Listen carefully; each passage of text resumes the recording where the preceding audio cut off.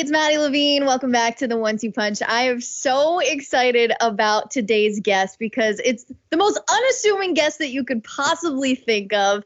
Now, this guy had an MMA fight over the weekend. Okay, we hear that story. But how often do you hear a 58-year-old guy knocking another dude out? You don't hear that very often. So we have John here to tell his story. John, I'm so excited to hear all about your amazing weekend.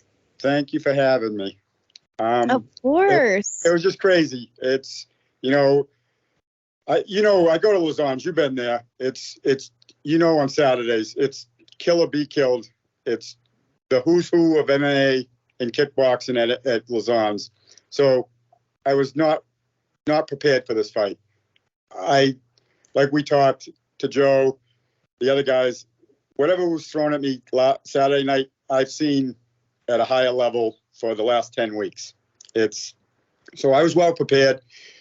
Joe prepared me, but the biggest people that prepared me, the guys that I trained with, because I trained with Andrew Valdina. He fought last, and he ended up losing, unfortunately. But he's a solid dude. He's like ranked in New England as a 35er. But then I trained with the number 2 New England 125er, Joe Poirier. So I had 2 guys every single day training with me, and I was learning from them something new all the time. I think it speaks volumes that, first of all, you have one of the best coaches in the game, Joe Lauzon. Yep. But it sounds like your career started a little later than usual. So let's back up a little bit. I'd love to hear more about how you got started in MMA. Okay. Like, what led up to this moment? Well, my sons and my stepsons started following MMA. I didn't want nothing to do with it, whatever. They said, hey, Dad, you want to go to Lido? Back in Revere, when MMA was big at the Lido, Bruce Marshall used to do combat zones there. So I said, nah, I'm all set. So my other stepson goes, hey, let's go work out in Lynn. A friend of mine he met somehow through friends, was opening a gym. Mike Sherman, his name was. And we went over to Lynn, and we tried it out, and we trained. We didn't know what we were doing. We had a few guys that fought in the local scenes helping us out a little bit. So then I started going to the Lido. Joe Lauzon fought there. John Howard fought there. Josh Grisby fought there. So I started to get into it more and more, started watching it. So I thought I was doing okay at the gym. So I booked my own first fight. I walked around at like 145. So I said, I'll fight at 145. I knew nothing about, these guys. I fought a killer. His name was Kurt Kalash. He played football at UConn. I think he walked around at 170, and he fought me at 145, and he hit me with an uppercut from hell, and I got knocked out in 10 seconds in my first fight. Oh, no. So that was in Brockton, and that was still when we didn't fight in cages. We still fought in the ring. It was still a ring. So yeah, what year was this? That was 2006. Okay. So after that, trained a little bit more, and I actually supposed to fight a kid named Nick Pepper out of Joe's gym. 2 weeks out, he broke his foot, but Joe got a replacement. So I fought a kid, Dave Fattel. They called him Matty Fattel back there. I fought him in, I don't know if it was Middleborough, a Holiday Inn in Middleborough. And I did good. I took him down. I was beating him up. We little mad scramble, and he caught me with an arm bar. He was good jiu-jitsu, coming from Joe's gym, of course. So I lost that in the first round. So after the fight, we're hanging around, and I ended up talking to Joe's brother, Dan. So we had a good long conversation, and he invited me down to Bridgewater to train. That was when Joe's gym was right near Bridgewater State. Mm-hmm. And so I went down a couple of times, and, it wasn't fun. Believe me, it wasn't fun. They had some monsters in that gym. But I hung in there. I stayed with it. And I didn't even mention the word fight, get into a fight to anyone there, because these guys were like animals. Like, okay, yeah, the real deal. I had a lot to learn. Yeah. I had a lot to learn. I mean, everyone was there. And that's when Joe just started getting famous. The Jen Palva fight and all that stuff. So the gym would get real crowded real quick with a lot of people from around the area. You know, after Joe's fight, the place would be packed. You know, Steve Mays was there. He ran a boxing class. It was people from everywhere. So then 2015, we just decided I was gonna fight for Joe. So we got an opponent. He was 1-7, I believe. So this was on Cage Titans, 2015. Jesse, I forget his last name, but he's 1-7. So Chris Plumquist, you know Chris. Yep. He did the matchmaking back there for us from us. So he set it up. We agreed to it. I had a good camp. I was doing good, but I cut a ton of weight. I went from like 164 to 136 in like 7 weeks. So I cut like 6 the night before in the sauna. So it took a toll on me. I mean, I won the first round pretty decisively. I took him down and just stayed on top. Second round was, back and forth. I took him down. He reversed me. I reversed him back. So I ended up in top of his guard, full guard. And with 8 seconds left in the second round, he threw up a triangle and he caught me. I couldn't get out. So he subbed me with 8 seconds left. I didn't take no damage. So that's 2015 to last Saturday. So there was 7 years in between. So it was 14 years I had 2 fights. Well, I stand corrected because I'm over here thinking that was your first fight. No. And I'm like, oh my God, this is this dude's first fight and he's knocking people out. Okay. No. So you got some fights under your belt. That's incredible. I got some fights under my belt. Like I said, first one was the uppercut from hell, but I improved as I went. Of course.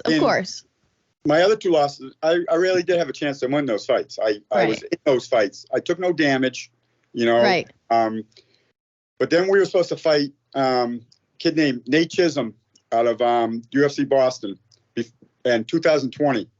It was going to be set. We were going to fight in June, but COVID hit. So I don't think he's fighting anymore. I think he's just doing grappling. Okay.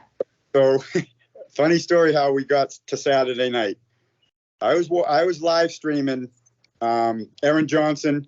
She fought a couple months ago. I was live streaming her fight, and this kid from New York fought on that card. I'm on my phone texting Joe. I'll fight this kid. Set it up. Next step. He goes, "What's your weight?" He kept texting me, "What's your weight?" I go, "I'm like at 150.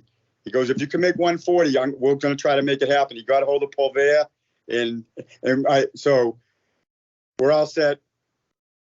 I went to see Dr. Warner, who's the neurologist for the state commission. He sent me, got a brain MRI. Everything was good. Physical done, blood work done, eye exam done. Monday before the fight, the commissioner yanked me. Oh my God, no way. They yanked me 4 days out because they wanted to go over more things because how old I was. And you're how old again? I'm 58. Yeah. So, but I was mad at first because I jumped through all the hoops they told me to jump through. You know what I mean? They told me to do this, I did this. They told me to do this, I did that. Me and Mike Pulver went over it, and, he says, you did everything they asked. They're not going to let you fight. So I was disappointed. So we had a meeting May 11th in Boston. Me and Mike went. Mike had everything laid out. I really didn't have to say anything. Right in front of all the commission. Mike's laying out they're asking questions. He's shooting them back. And they voted 4-1 to let me fight. So I was pumped. I said, let's go. That's amazing. We got to get to work. I didn't have to lose much weight. I was at like 145. We agreed at 140. Joe set it up for 140 instead of 135. And I actually weighed in at 136. So I kind of went overboard of the weight loss. Boom. But I was fine. I have a personal trainer. She's great. She puts me through the ring every Thursday. So I knew my cardio was going to be fine no matter if I had to go 1 minute or 9 minutes. This kid wasn't going to outwork me.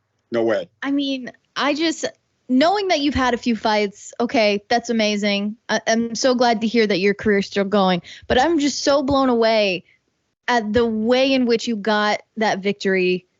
Ground and pound, just on top of this dude. Yeah. Leading up to that fight, when you're about to walk into the cage, What was going through your mind? Because it had been a while since you were No, back in there. I was in the back room. I had dry mouth so bad. I was nervous. I'm saying, Joe, am I supposed to be this nervous? And he goes, yeah, I get nervous. Don't worry about it. Once you get to the cage and that door closes, you're going to be fine. I go, I hope so, because I'm pacing back and forth, and people try to talk to me. People, you want to? No, I'm good. I'm fine. You know, And Steve Mays, leave me alone. Steve Mays finally says, hey, leave him alone. He's in the zone. Just let him be. And, you know, me and Steve had a good talk when he was wrapping my hands. You know, Steve's a great guy. He's the one that calms everyone down. And on the way to the cage, I was fine. I get to Steve. He greases me up, you know, gives me the little talk to, you know, do your thing. Don't worry what he's doing. Worry about you're doing. After that, it was a blur. I didn't remember my walkout music. I didn't hear my walkout music. I had to text Joe and say, hey, someone just told me I almost had his back standing, almost a rear naked choke. I go, Joe, I don't remember how we got to the ground. Oh my God. You were just in it. I haven't seen the whole video yet. I just saw the video of what you guys were seeing of me pounding him on the ground. I haven't seen how we got there. Yeah, my buddies over at MMA Island got a pretty awesome video of you. Yes. So they shared that, and that's what told me about your amazing performance. I was like, I gotta call this guy. The funny thing is, my daughter, she saw the video and she texted me. She goes, Dad, there's over 10,000 views of your fight. I'm like, really?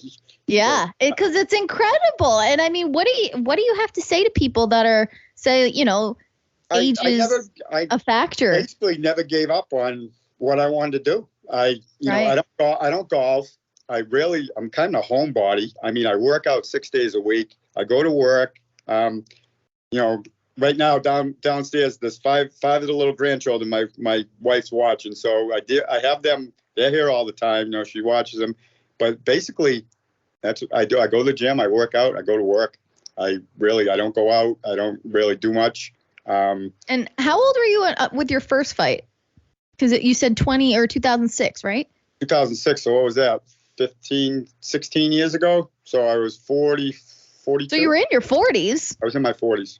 And what were people saying then when you started in your 40s? Were people saying, nah, you're too old, man? Yeah, exactly. I was crazy. I was crazy for what I was doing. Like now, funny thing, when they interviewed me in the ring, Johnny Campbell interviewed me after. Mm-hmm. He goes, so what's next? I go, August 27th. He goes, did you make a call out? I didn't call no one out, but I told him I want to be on the card August 27th. Oh my God. I seen my daughter. She was there. And she's a big fan. She's my biggest fan, probably.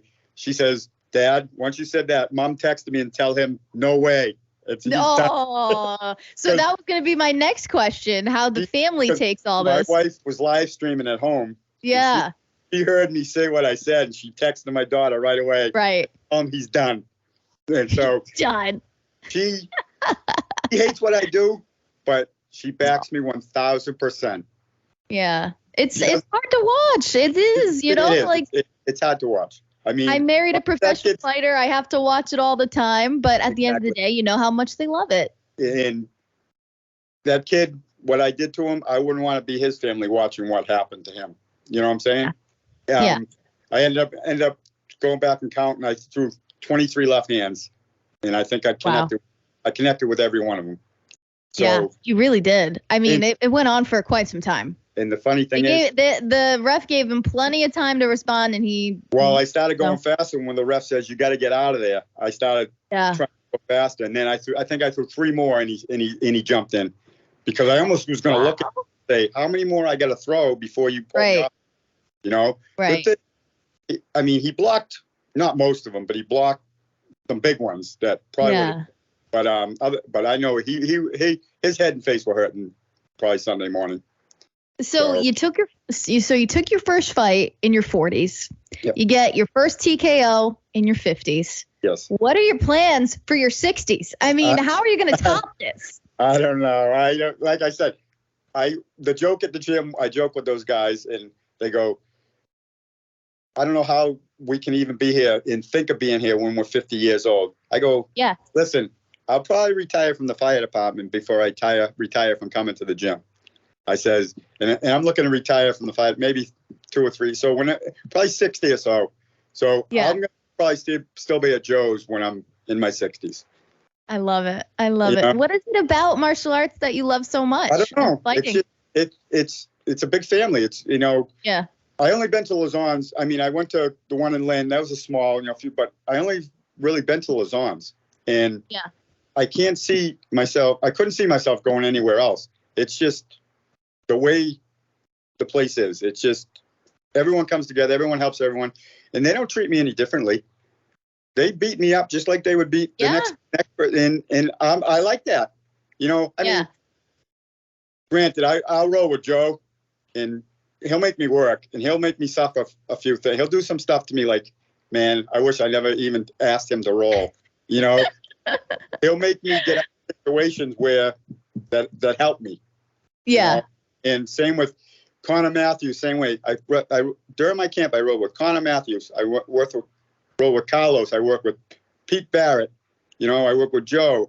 All the heavy hitters. Yeah. It's like the who's who. And then even Saturday mornings, Mitch Rassipo, he's there. Nate Andrews is there time to time.